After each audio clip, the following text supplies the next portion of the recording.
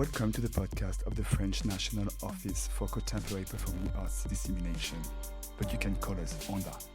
Thank you for listening to this episode. We are taking you along to meet inspiring professionals and artists from the performing arts sector, coming from near and far. At Onda, what drives us is facilitating, supporting, connecting, listening, advising, always with the aim of being useful to those working in the performing arts sector. To learn more about us and stay updated on our activities, visit onda.fr.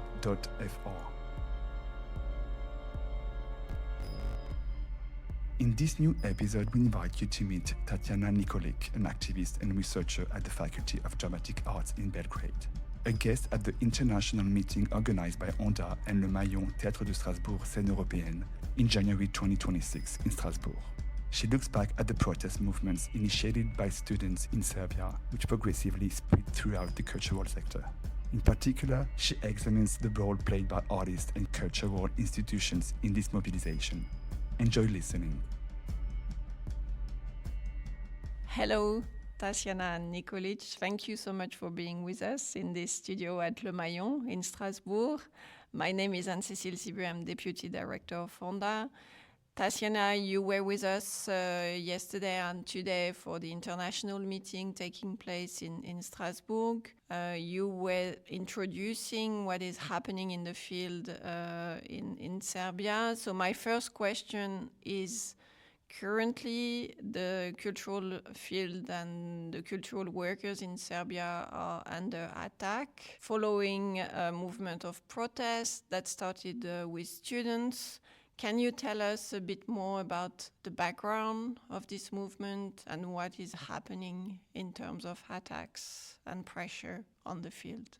Thank you for inviting me. We were very grateful to receive this invitation to speak at this international Onda meeting. I am part of the Community of Arts and Culture, which is an independent collective established middle of last year. Officially, I'm also a researcher at the Faculty of Dramatic Arts in Belgrade, which belongs to the University of Arts in Belgrade. So I'm speaking from these two perspectives, as a researcher, as an academic, but also as an activist and a practitioner in the local cultural scene.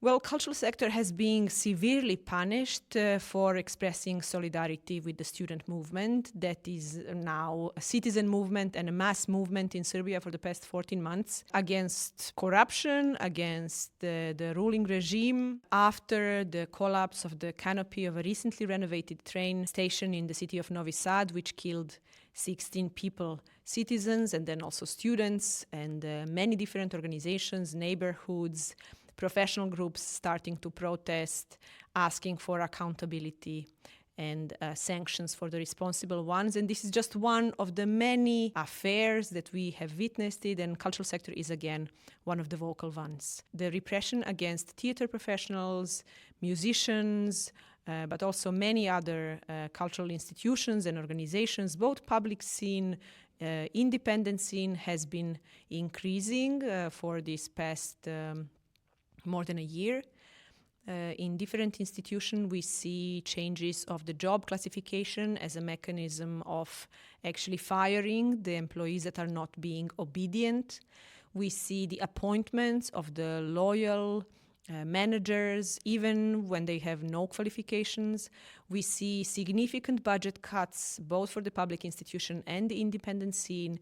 We see people actually being fired, threatened, blackmailed. Many different strategies of repression and censorship have been employed by the ruling government, both on the national level, local level, institutional level, and so on. And we, as the Community of Arts and Culture, have tried to collect these experiences of repression, to systematize them, and try to be vocal about this also out of the borders of the country, trying to inform exactly the colleagues of the international scene and try to get some more external visibility.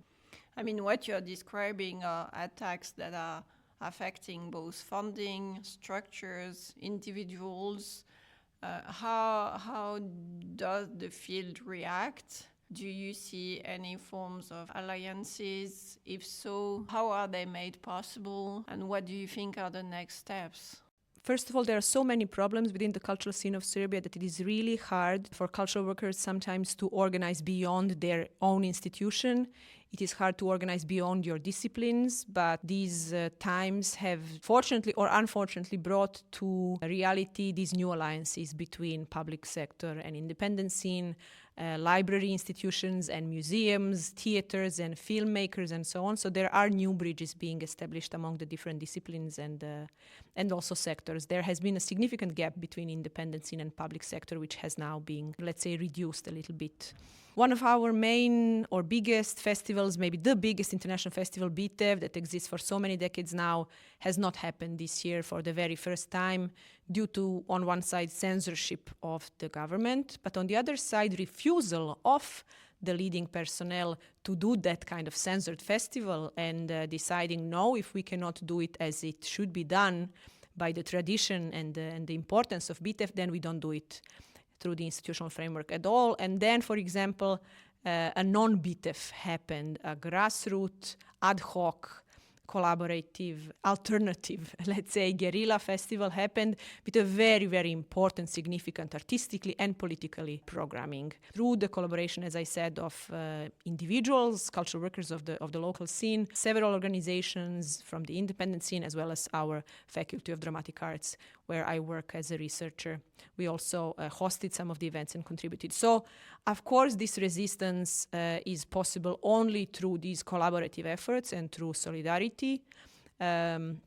National Theatre in Belgrade is closed now for several months under the false arguments of fire safety protocols, exactly after recognition of the new establishment, new appointed directors of the National Theatre in Belgrade, that the ensemble is not obedient enough, is not loyal enough. So they found a new way to censor the very vocal ensemble and all employees of National Theatre in Belgrade by closing the house, closing the venue. However, other venues in Belgrade then came up with hospitality for the ensemble of the National Theatre in Belgrade. So every new mechanism government introduced in order to censor and limit the freedom of expression of cultural workers and to limit this solidarity, a new format of solidarity also arises among the theatre professionals and among the cultural workers. Unfortunately, we will need also financial support because more and more colleagues are being financially endangered. We had people fired. Our colleague Momir Pejatović from the National Theatre in the southern city of Leskovac was fired after 22 years of working as a technical director